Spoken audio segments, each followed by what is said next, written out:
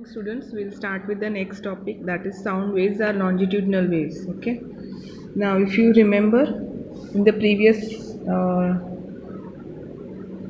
topic which we studied, that the sound waves have got rarefactions and compression areas. Now these are this is the compression area where the particles are very close, and this is the area of rarefaction where the particles are away from each other. And if you see how they are traveling the sound waves, the sound wave travels like this.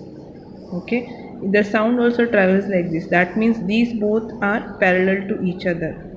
Okay, the traveling of the sound and the particles of the medium, they are going parallel to each other. Okay, so now we just come back here. We already know that the sound wave propagates in the medium, the series of compressions and rarefactions. We have already seen this.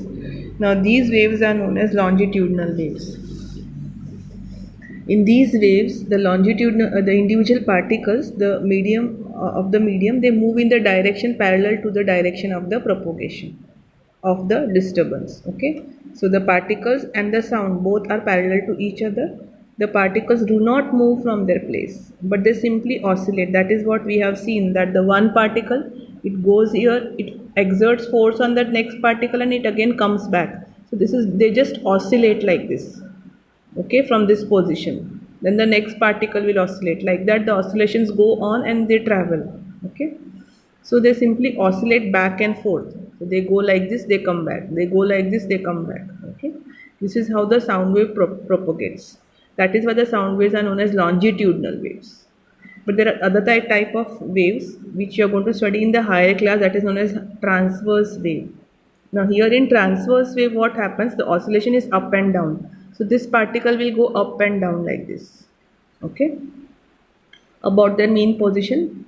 As the wave travels, the wave will travel like this only. The sound will travel like this, but the particles will oscillate like this, up and down.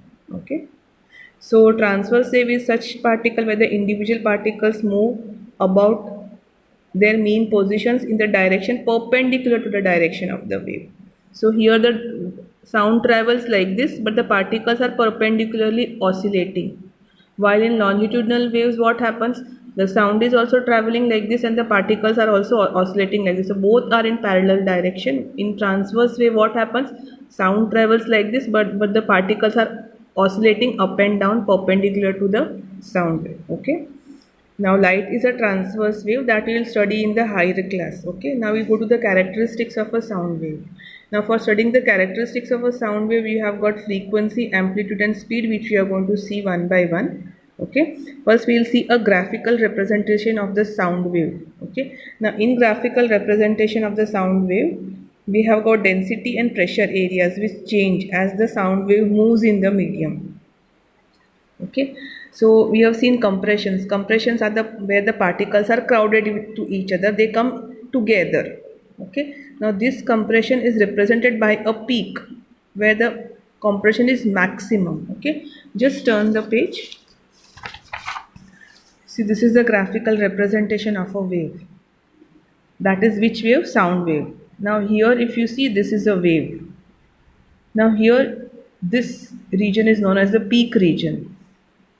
Okay, where there is maximum compression. See here, the C is a compression, R is rarefaction.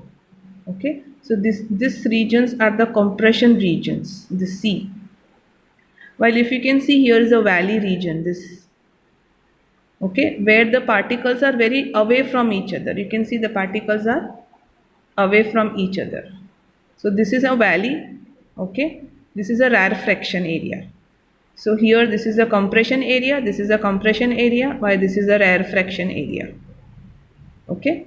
Now if you see, this peak, okay, is known as a crest, while this valley is known as the trough. Okay. So the rarefaction are the regions with low pressure, the particles are spread apart, so they are represented by a valley.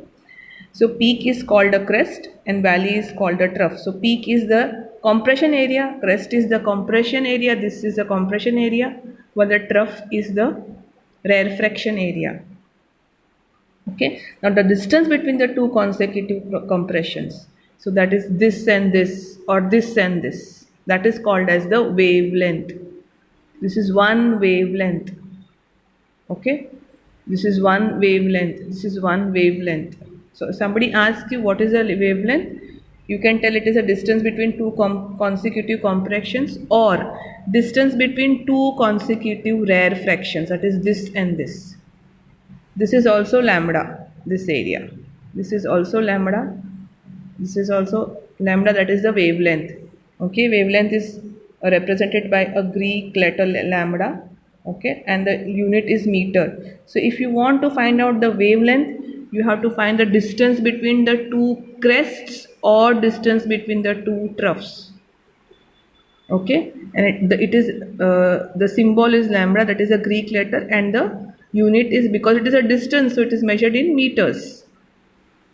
Okay, thank you.